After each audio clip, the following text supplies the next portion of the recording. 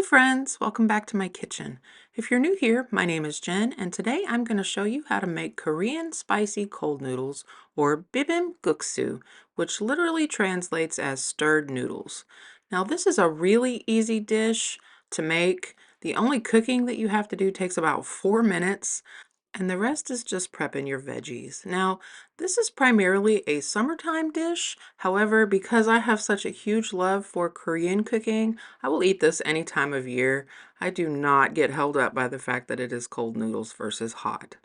So you'll see here, I'm chopping up some red bell pepper and I'm trying to chop them pretty thinly. And before I did this, I went ahead and chopped up an English cucumber about the same. And to save myself some time, I also used pre-shredded carrots. End goal with all of your vegetables is to just basically matchstick them into the same size or as close to the same size as you can possibly get them. Now, there are a lot of variations of this recipe, but the end goal is basically you're just using vegetables that you have easily accessible to you. So since this is a summertime dish, you'll see things like cucumber, bell pepper, lettuce, things like that. That would be things that, are seasonally summertime vegetables. Now this recipe does call for a couple tablespoons of fresh ginger. If you don't have fresh ginger, just leave it out. I don't think that dried ginger would be very good in this recipe. So I just used the spoon to sort of peel the ginger, and I'm going to try to get it diced up as small as possible. Now you can just matchstick your ginger and just chop it up until it's teeny tiny, or run it across a microplaner if you have one. But the other day I learned a really neat trick about ginger that makes it a lot easier to chop up. And because it's so fibrous, you basically just lay your knife over it and give it a really good whack, and that breaks up all of those long fibers in the ginger, and then you can just chop it up and it is already minced. And I just thought, how cool is that, that actually works. So just give your couple tablespoons of ginger, it's probably about an inch and a half piece of fresh ginger, a good chop, and run through with your knife. I'm also going to go ahead and use my garlic crusher to crush a few cloves of garlic. Now, I happen to like garlic quite a bit, so I used like 3 large cloves of garlic, but you can tone it down definitely if you're not really that into garlic. I'm going to chop up just the green ends of 1 bunch of green onions, and this is basically just for garnish. I like to actually keep a bowl of chopped green onions in the refrigerator for when someone in the house wants ramen or if I'm making eggs. I just prefer to have that already prepped. So I'm going to go ahead and chop that whole bundle.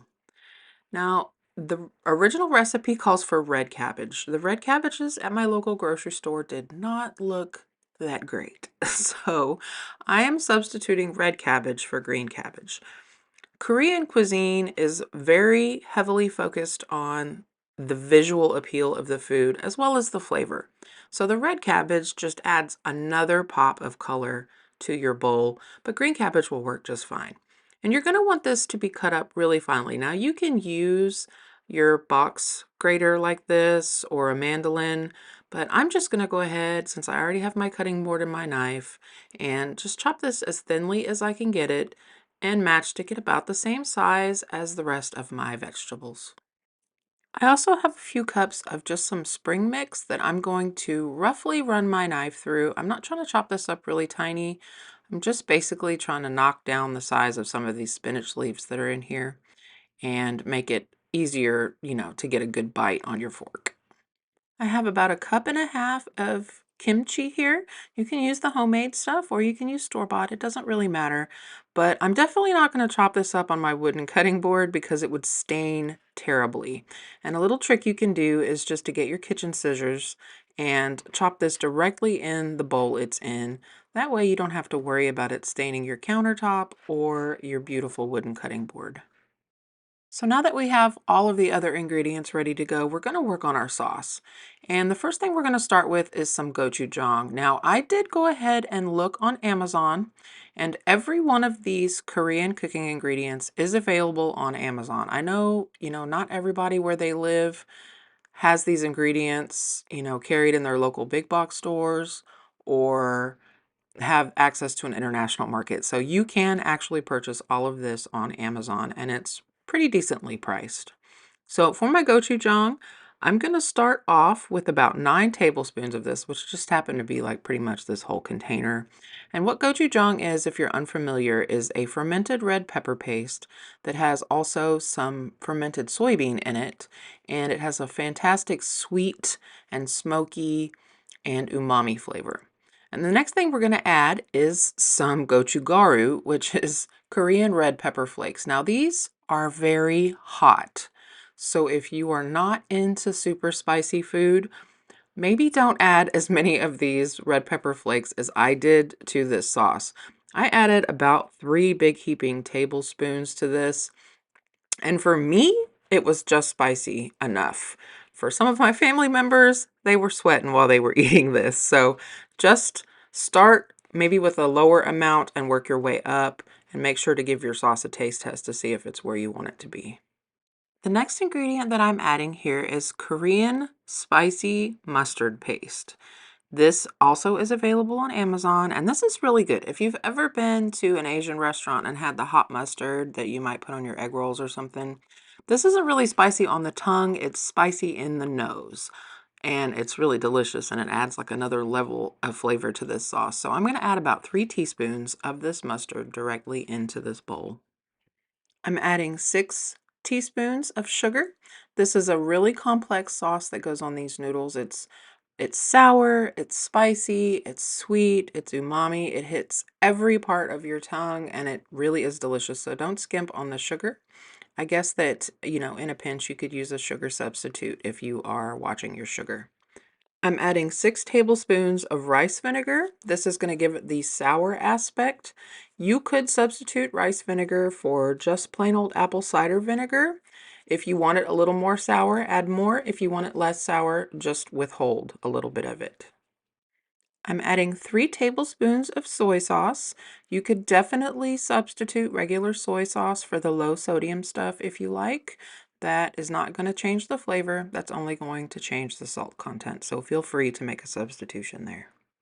I'm adding my minced garlic, and I'm also adding my minced ginger at this point. Now here's where you're going to see me make a substitution. This recipe also calls for 6 tablespoons of something like Sprite or ginger ale or apple juice or orange juice or even Korean plum syrup. I didn't have any of those things. We're not big soda drinkers in my house, and I wasn't just going to buy one soda for 6 tablespoons of it to be in this recipe. So instead, I'm going to add about 6 tablespoons of water to my sauce. And while it won't add any additional sweetness, it will help thin out the sauce a little bit. And our sauce is finished, so I'm just going to slap some saran wrap on this and put it in the refrigerator so it can be chilling while we move on to the noodles. Now, the most popular noodles used in this recipe will be buckwheat noodles. I'm not really a fan of buckwheat noodles, so I just went and got some somen, which are basically wheat flour noodles, and that's what I'm going to use for this today. And that's perfectly acceptable substitution if you also don't care for buckwheat noodles or don't have access to them. Now these somen noodles come in these really cute little bundles, and each one of these bundles is about a serving. So I'm going to be making 2 of these, and they cook very quickly. So I'm going to just bring my water to a boil, and these will only cook for about 3 or 4 minutes. You definitely want to keep an eye on them because when they are overcooked, they're just mushy and they have absolutely no texture. So just, you know, stay with them, stir them, and when they're done, remove them. Strain them and rinse them with some super cold water. And I know that sounds odd because that's like the opposite of everything American cooking is, but rinsing them in the cold water is going to help wash off the extra starch, and it's going to give these little noodles a wonderfully bouncy texture. So don't skip on the cold water. You want your noodles to be icy cold when they're done.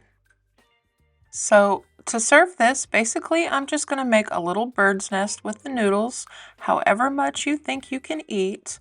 Just put a little pile in the center of your bowl. Now if you wanted to, you could go ahead and mix your noodles with the sauce on the side, but for presentation purposes, I thought I would show it to you this way. I just put a pile of the noodles in the middle. I add my chopped lettuce, my chopped cabbage, a little bit of the red bell pepper, however much you think that you can eat. This is a wonderfully fresh healthy dish. So go crazy with the vegetables. I'm going to add some of my shredded carrots.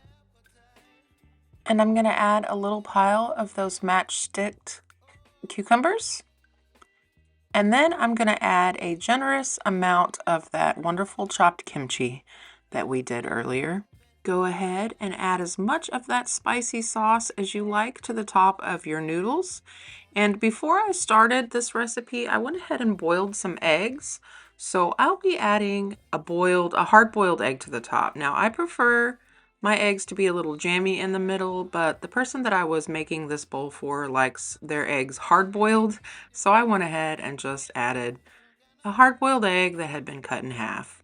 I'm going to give this a little drizzle of some sesame oil. Be very careful because sesame oil can be kind of overpowering. I'm sprinkling on some green onion. And then at the very end, I'm going to finish this with some sesame seeds. Now, all I had was black sesame seeds, but use whatever you have. If you have regular toasted sesame seeds, those will work really great too. And then you just mix this bowl all up and enjoy what you made.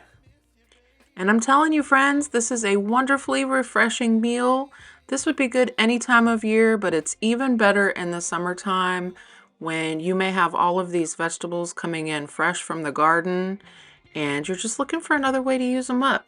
So I really hope that you step out of your comfort zone and give this recipe a try. And if you do, definitely leave me a comment down below and let me know what you thought about it. Which vegetables did you use in your wonderful spicy cold noodles?